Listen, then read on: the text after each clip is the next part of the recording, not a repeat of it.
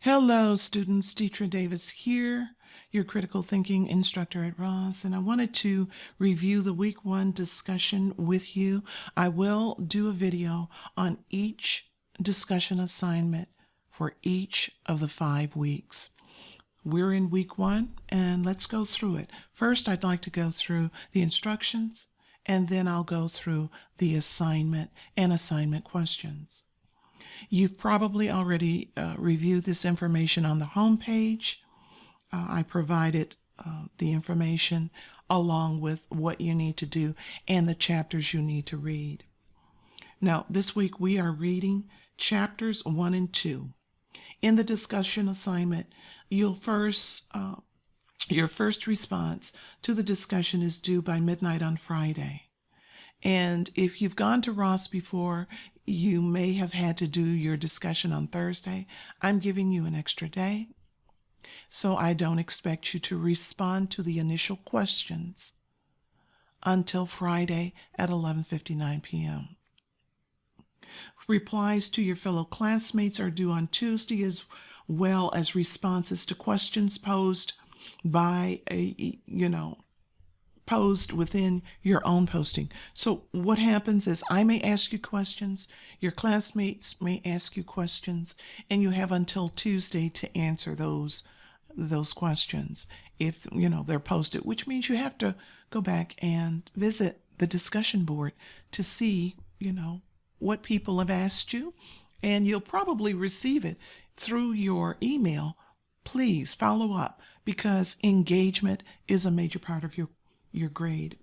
You must respond to, as I mentioned, a minimum of 2 of your fellow students' postings, and this adds substance to our discussion, and it exceeds expectations.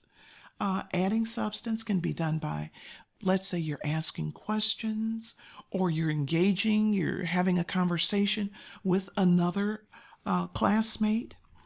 You could add a video from YouTube that pertains to the subject matter, what we're talking about.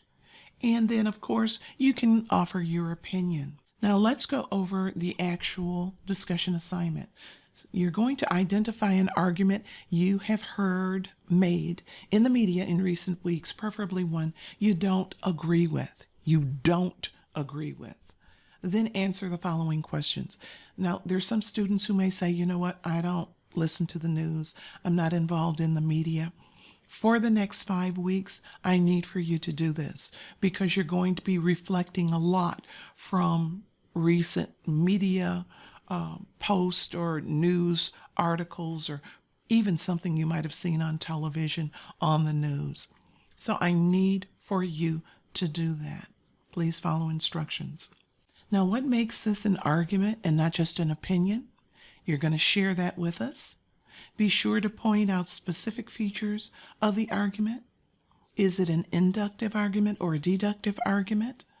How do you know? Can you identify any biases you think weaken the argument?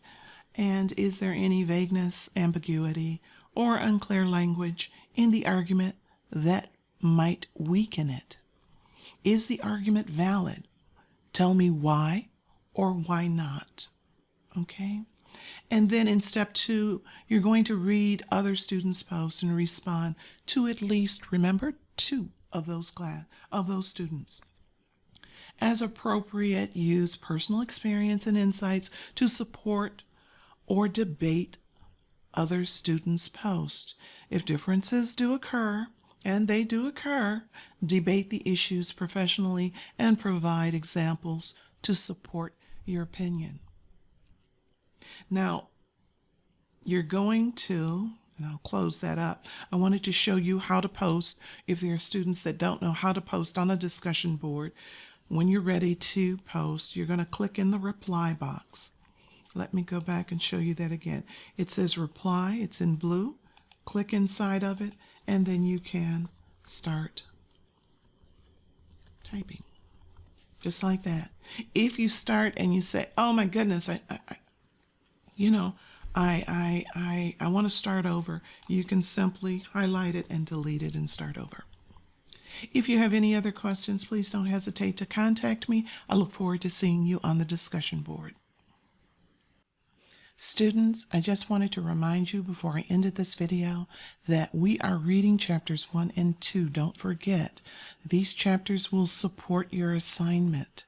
And if you go to the home page, you know I discuss this assignment, the discussion assignment, and I provide the chapter numbers where you can find information that will support the questions and give you clarification.